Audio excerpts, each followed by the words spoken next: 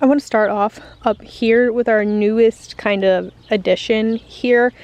These are all just herbs and some citronella, some lemon balm, things to kind of get rid of mosquitoes and flies and things, keep them from being up on the deck. And I have noticed a big difference actually. We have some here and some in another section of gutter.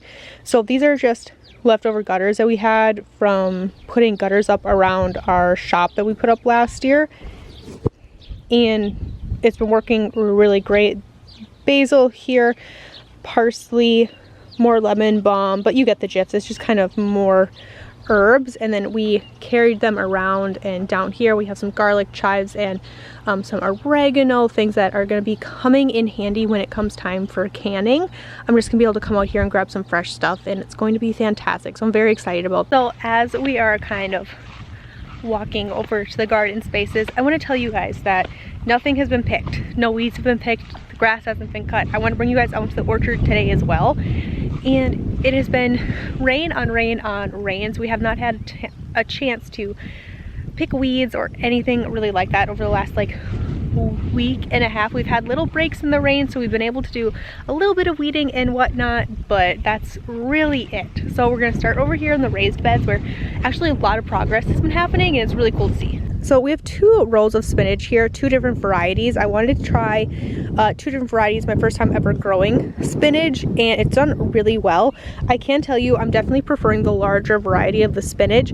I'll have to check and I'll put up on the screen which one this is because I can't remember off the top of my head, but we've been eating off of this like crazy. I've already taken 2 or 3 gallons of spinach off of these, and it's the first thing that's come out of the garden, which is really exciting. And then in this section here, you'll see a couple potatoes popping up. We put a couple potatoes in the raised bed. We wanted to see how they do because eventually we'd like to add more raised beds. We're hoping we can do that this year, but it really just depends on if we can get the soil. We're putting in a driveway over here to the shop. We already have we already have a second driveway over here. This property actually, fun fact, used to be a potato field. So the farmer who owned this property had a driveway here and then the driveway that we actually use for our house. So it already had 2 easements on it, and that's why we ended up putting the shop there. But we're gonna put a driveway in here, and they have to take all the topsoil off, and that's topsoil is what we're going to use for the raised beds. So instead of paying for topsoil, we're just going to wait for that project to happen, and the driveway workers or driveway people are just going to push all the topsoil and drop it over here so that we can finish off more raised beds here. But we have a row of carrots here. I'm also not sure what variety this is, but really excited about all my carrots this year. And then we have a row, or what is supposed to be a row, of snap peas, but this side is just taking forever to come up. You can see just a couple little things popping up. We also have some trilogy beans that are randomly starting to come up here, so I'm not sure what's going to happen on this side of the trellis honestly, but we do have lots of snap peas coming up in here. At the raised beds were something that I was able to get weeded during like a couple days or the breaks in the rain. Heading over to the second raised bed, we do have these snap peas which were planted at the exact same time as the snap peas in the other bed, and you can see where these ones are at. They're starting to flower, which is really exciting. They are starting to trellis themselves up, which is so exciting. I've wanted arch trellises for a couple years now, and this is the first year that we actually have them up. So very excited about this. Lots of flowers happening, which means lots of snap peas hopefully soon. So I've just been coming out here and kind of trying to encourage them to climb these trellising so that they come up. But we do have more and more peas kind of randomly popping up here. I don't know why they're doing so much better on the ends than they are everywhere else, but I did have to replant these a couple times because the birds kept getting in and taking them. The rest of this bed is just different varieties of carrots, and you can see the amount of growth we've had. Very exciting. I do need to come out and do a little bit more weeding in this bed, maybe a lot more weeding in this bed, but it's looking really good. We do have some rutabagas in here as well, and I'm really hoping for a good carrot harvest this year. This is the most carrots I've ever planted, the most variety I've ever planted, and I'm really hoping that we can get some homemade or home canned carrots on the shelf this year. Now that I have a pressure canner, my plan this year, because I got a pressure canner for Mother's Day, is hopefully to get a lesson or two from my father-in-law, or my neighbor actually told me that she would give me pressure canning lesson as well. I'm hoping it can take a lesson or two before preservation season really gets into a thick start, and that way when my things are ready that I want to pressure can, I at least know that I have a little bit of experience and I can hop into that and hopefully take care of that project. So let's go ahead and hop into the main garden. This is the area where mostly weeds are coming in. The plan for this is hopefully in the next couple of days, my husband can get over to the feed store and grab a couple more bales of hay. We would like to add more hay or more straw to this. I'd like to go in between the plants and just finish covering the area, give a fresh layer over here to cover up these weeds. And I just kind of want to keep adding straw throughout the season this year and see if that makes a big difference in weeding. I don't want to be out here weeding all the time. I just don't have the time like I used to. We've added a couple more babies to the mix since and I just don't have the time to be out here all the time. I want to be out doing other things with the kids, so that means I'm going to have to use some ground cover. And this year I'm trying straw. We did it last year, it worked really well, and this year we're just going kind of to the next level with that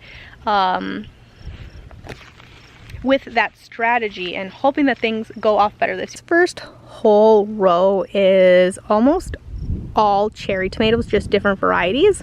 Towards the end I have some Wisconsin 55s on the end, but in between all of my tomatoes this year I decided to plant marigolds. We talked about that in the last garden tour. I thought it was my chickens getting in here taking all the flower heads off, but I actually found out it was my 1-year-old.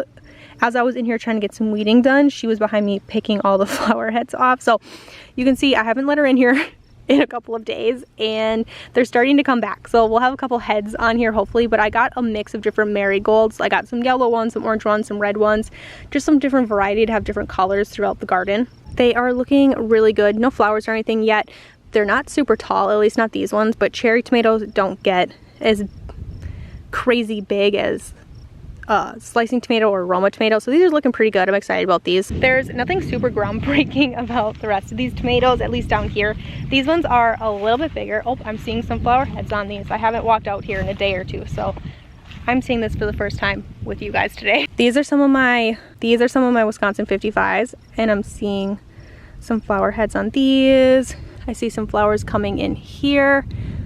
I see some on this one as well. Very exciting about these. And then my sad marigold trying to come to life down there. I'm seeing lots of heads on it though, so hopefully that looks better by our next garden tour. Heading down row number 2, it's more of the same.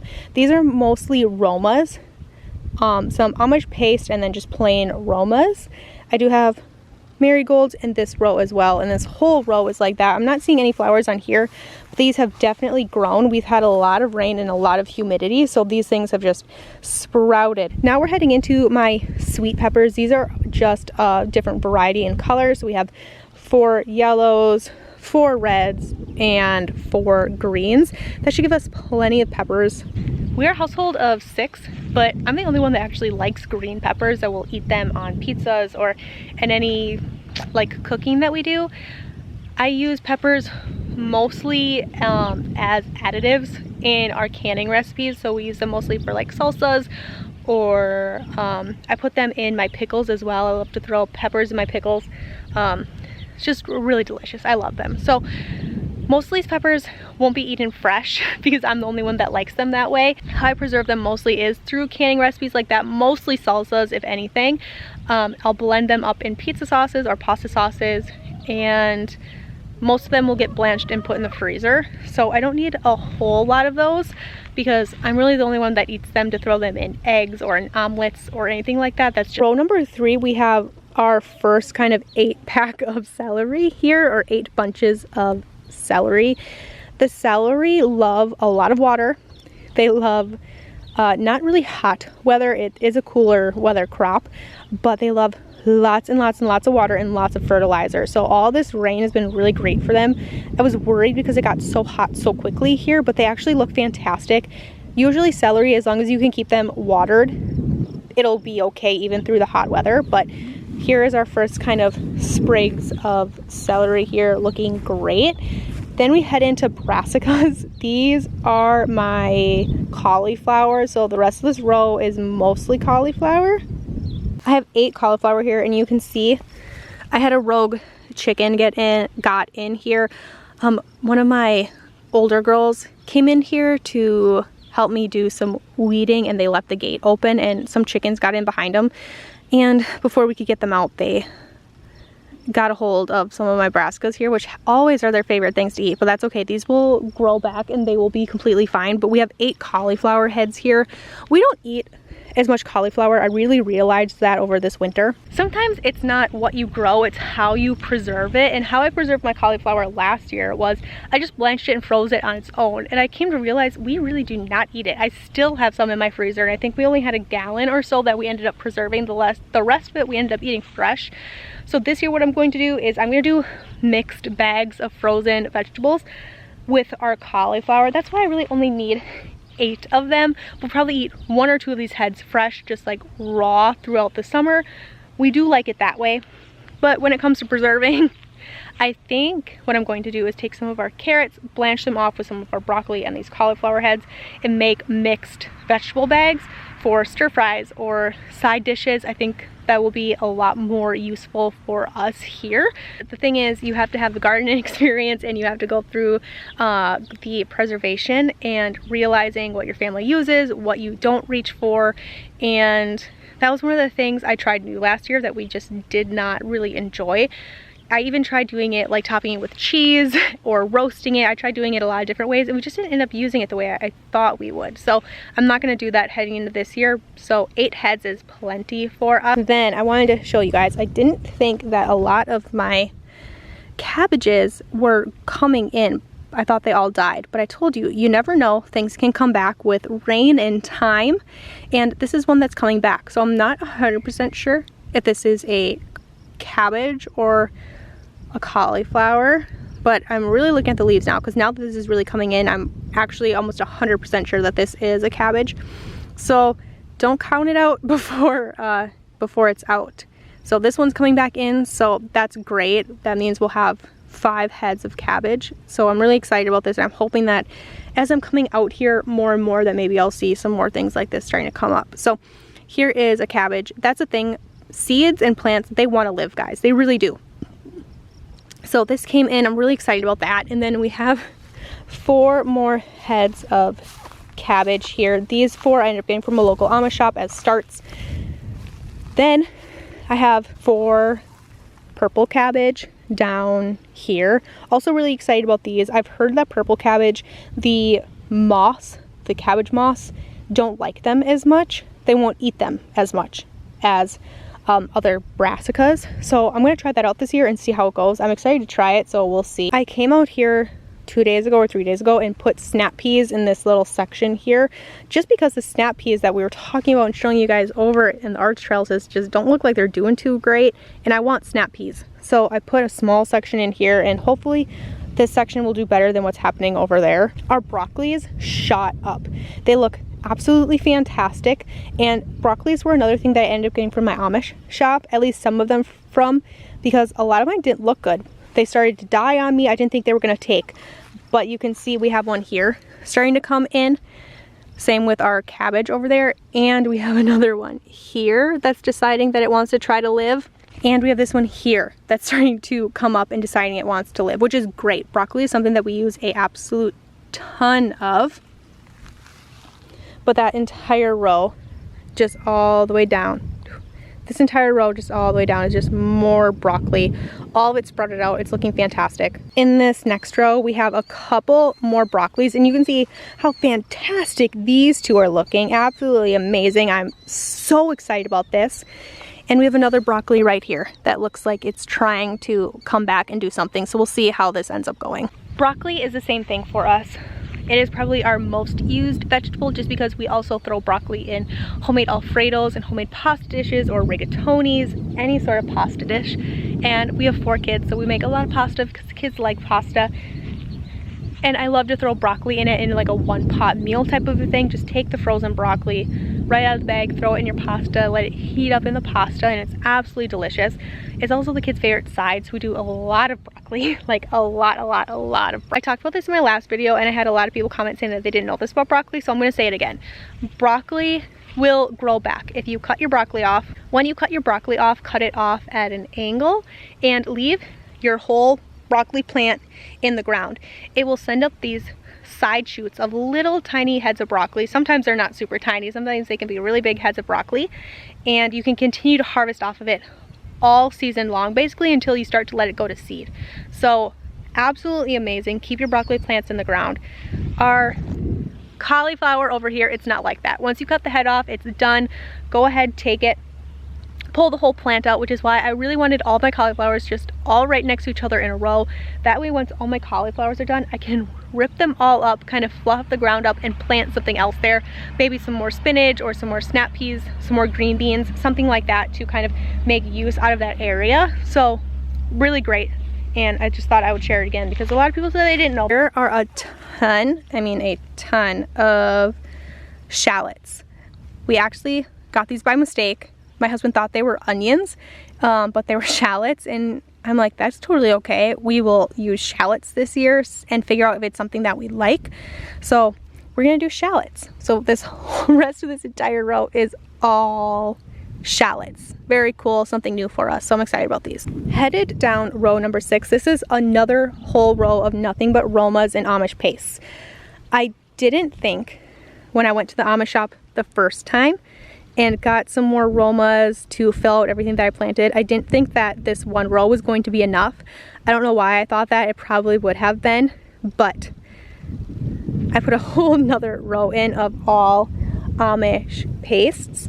I do think I have some slicers in here somewhere. I'm not exactly sure where everything landed, but lots and lots of paste tomatoes this year. Of course, we have more marigolds in here. This is a cattle panel. We'll talk about that in a second, but more marigolds trying to come back to life after my 1-year-old totally destroyed them. So the plan is to put cattle panels up to trellis my Roma tomatoes and like my larger tomatoes this year, and all of my smaller tomatoes I'll probably just use the tomato cages that I have on my cherry tomatoes and things like that, maybe even on my peppers. I love to use tomato cages on my pepper plants. I think they actually work better for pepper plants than they do for tomato plants, truth be heard. But I wanted to do that maybe today. My husband has been out of town on a work trip for about a week and a half-ish. And between his work trip and all the rain, we haven't had time to put the cattle panels up. I was gonna ask him to do it today. However, if you're new here, my husband is a steam fitter or a welder. He's working outside today. It's like 100 degrees. It is so humid, it is so thick. So I'm not going to ask my husband to help me put these cattle panels up today. I'm just gonna wait and hope for cooler weather maybe the next day or two. He just texted me and told me that the heat is just killing him today. So I'm not gonna do that to him today. But in the next couple of days, those cattle panels are going up and we'll get those up. Maybe those will be up for the next garden tour, but I'm hoping that we can get those up at least this weekend. We have some other trellising projects we have to do out in the orchard anyways, so maybe we can do those in the same day. But you can see some of these Roma tomatoes, some are bigger than others. We have another marigold here you can see starting to come back. They're gonna be beautiful once they're in. But you can see this one actually has a flower on here, beautiful, and they just look stunning. It's tall and gorgeous, loving it. I can see we've got some more flowers there, very exciting, and a marigold with an actual flower on it down there. That's a red one, beautiful. But you can see lots of flowers on this one. So just comparing right next to each other, okay? Here's one plant, here is another one. And the cool thing about when they are so different here in size and maturity is the fact that one will be bearing fruit maybe a little bit sooner, maybe a lot bit sooner compared to the smaller version sitting right next to it. So you'll have fruit a little bit longer maybe, spread it out a little bit. So I actually like it when that happens, even with my broccolis and things. We'll have some things that come in really early, like those bigger broccolis down there that we were talking about, versus some of those smaller broccolis that are just really starting to come up and decide that they want to try to survive and produce. Those ones aren't going to produce a head probably till later in the season, which is great because I'll have larger heads for a longer period of time, and I love that. It's basically like succession planning, but I didn't actually have to do it, which is great. We have more celery here, some more flowers that my daughter picked out. This whole row, or this small section here, are our zucchini, looking great, really starting to come in, loving that. We have a couple eggplant here. They're not looking too great. Very tiny, but that's okay. We have a couple different variety of lettuce down here and some that come up just the end here. We have some romaines and some small heads that will be coming up down there. This is our small section of trilogy bean here. Also looking great. Then in this section here I actually planted, this section is actually open, and then I planted out this entirety section of regular green beans. Hoping to have lots of green beans this year, guys. These are some slicing cucumbers, and you can see just how much bigger these have gotten in the last week with all the rain. Looking great. And then I planted some onions in here, and you guys can see just how these are really starting to come up in here over the last couple of days. And then I ended up planting some eating cucumbers down here. I just wanted them separate for the kids. That's why I ended up putting the onions in the middle. We have some more onions in this section here, which are also looking fantastic. And then this whole section is just a variety of different squash. Some are looking better than others. I don't remember which is which exactly, but they're all coming in, and whatever we get here we'll be totally happy with. This is a section that never does really well for me. These are all of my melons. I've never successfully grown a melon. A couple of different varieties here. I also ended up planting some out in the orchard the other day, so we're gonna see which ones kind of do better. The ones here, the ones in the orchard, but different varieties throughout here. I've got some dill coming in here. I have 8 sprigs of dill in here. And then I planted my hot peppers on the far end of the garden so that they were away from my sweet peppers. But I've got 4 jalapenos here and 4 cayennes, although in the end down there, kind of getting ready to hopefully start putting on flowers here pretty soon, like our tomatoes. This is the part where I tell you again, we haven't had a chance to mow anything because the grass is crazy in here, but this is the permaculture orchard. I just want to give you guys a really quick kind of scan through here. We do have some toys in here because obviously the baby is out here with us, so those kind of stay over here, so she has things to do while me and my husband are taking care of things in here as well. But I have a fig plant here, and I have to actually, it is a Chicago hardy fig if you're interested in that. The rest of these are all fruit trees or nitrogen fixing trees. So we have like a honey locust. This is a zester apple. And then the third tree will either be a cherry, a pear, or a peach tree. And that's in which the order that we planted everything back here. So that's exactly how all of these rows are. So lots of things in here. All of the fruit trees are up here. Everything's looking really great. Everything's putting on leaves and everything is looking really good, except you can see there's a tree right back there that doesn't look quite as good as everything else, but it's coming. It's just not as prevalent. Through this section is pretty much all berries. We have blueberries up here. We have raspberries and no, these are all blackberries up here actually. And blueberries, we have lots of gooseberries. My husband's very passionate about, so I keep coming out here and checking to see if they are ripe, but they're not quite there. So my husband had tilled this section up. We were originally gonna put more berries in it, but we opted to put the berries kind of in between some trees here. So we have like some honey berries here, and we've got locust berries and things kind of in between trees. So this was open. So this is where I planted some different types of cucumbers from the seeds that we started here. And then my daughter came out with me and she planted out the cantaloupe and some watermelon. But these are some more of our blackberries, and then you can see we have a different variety. But the part I really wanted to show you is this section here, which looks a little crazy right now because we haven't had a lot of time to maintain things. So this is where we transplanted the raspberries, and we also have some rhubarb that we're putting in. We have one here. We have some more rhubarb that we did as kind of perennials and ground cover in between the trees here, and we have lots of flowers out there and all sorts of things. The total end goal is to have all of this mulched. We're waiting on more wood chips. We're getting them for free from a tree service. If they have jobs near us, they just drop the wood chips off in our yard. So once we have more wood chips, we'll kind of fill this in, but because we're getting them for free, we have to be patient, we have to wait. So that's kind of that, but you can see strawberries are coming. Very excited about that. They're all through here. We have 2 rows of raspberries all throughout here. My husband also ended up putting in some asparagus in here, a couple different varieties. So they're in here. Then my husband really wanted to put in more onions.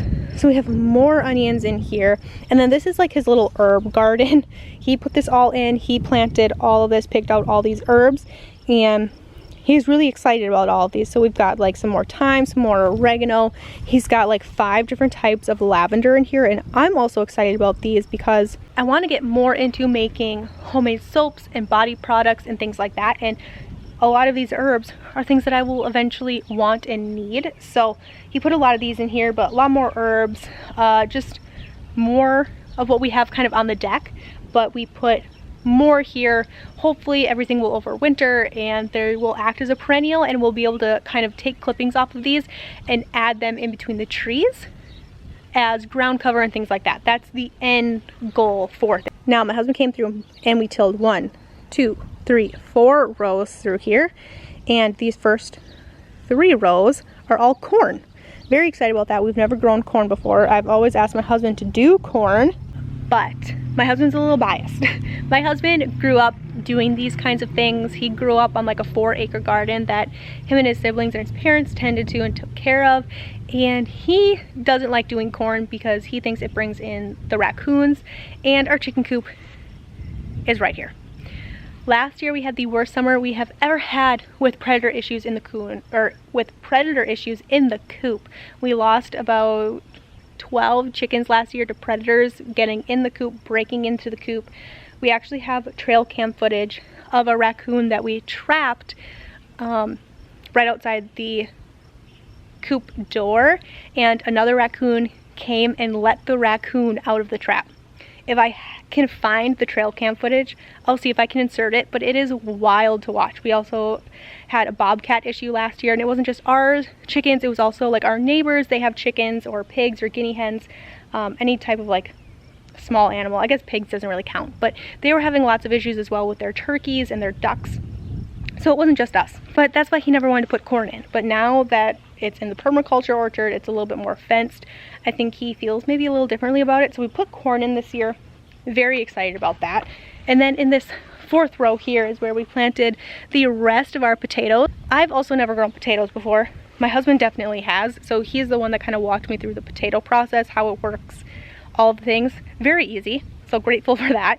But a big goal of mine this year was to grow a lot of my own potatoes and can them. I think that it is a convenience item that we would use a whole lot in this household. One of our favorite sides throughout the winter is mashed potatoes, or even potatoes that we can put on a sheet tray and crisp them up in the oven or anything like that. I know we will use them a lot. So very excited that we got these in, and we're even considering doing a second planting later this year, depending on how these go. These are all of our raspberries. We were waiting for wood chips, but we couldn't wait. So we ended up just putting the rest of our straw bales over these. These are all of those. We have another storm rolling in. I don't know if you guys could hear that thunder, but these are all the raspberries that we got from that online order. I think we have 10 different varieties of raspberries in here, a crazy amount. We also have some right down there, very exciting. And then along this edge here, I actually had planted some larger pumpkins and some, well, I guess pumpkins of all varieties. We have some Big Macs, some Atlantic, some sugar pies. We also have little white pumpkins. Me and my daughter came out here one day and planted them all through here. When the grass wasn't here, it was tilled in and taken care of a little bit better, but things got away from us. But nonetheless, they did germinate and they are coming up. So I'm hoping that if the pumpkins get big enough, they'll kind of come through these. And it was just a fun project for me and my daughter. So if the pumpkins don't take, that's okay. We have more in the garden there, but I'm hoping at least some of them do, and they'll kind of sprawl out into here. We're really debating what to do with this section here because it's open. My husband really wants to put another coop here, put some guinea hens in here, put something in here. What I would like to do is till the rest of this in and just make this more garden space possibly. So our kids have been begging for ducks for years. So I would really like to take that red coop that we don't use anymore because we outgrew it. This is a new chicken coop. I would like to take that coop, cut it off because it's raised, set it over here in the corner, maybe dig out a small little pond here and put some ducks over here, and maybe just fence off this section here. and make it so that we can put a gate here in between the chicken coop and here. We'll see what happens. We're putting a gate in actually right here. So I don't know, we'll see what happens. Maybe we can fence it off in this and add the gate here instead. And that way the chicken coop will all be fenced to the orchard and the ducks will be here. So we're still experimenting and seeing with what's gonna happen here, but very excited about all these things nonetheless. So that is kind of everything I wanted to show you guys. Very excited that we were able to get into the orchard for the first time since planting, even if it is kind of a long grass mess and it's hard to see things a little bit, but lots of things are planted in here. We have expanded our growing space exponentially since the first year we have put a garden in, which is always really exciting. We're able to do more, added a lot of perennial fruits and things this year to the homestead. Obviously, in the addition of all of the fruit trees, we have lots of cherry trees in here. We also actually have some hazelnut trees down at the end of the orchard down there. The kids are really excited to be able to make Nutella. My sister is actually also very excited to be able to make Nutella. She said when we do that, she's definitely coming over to help with that project.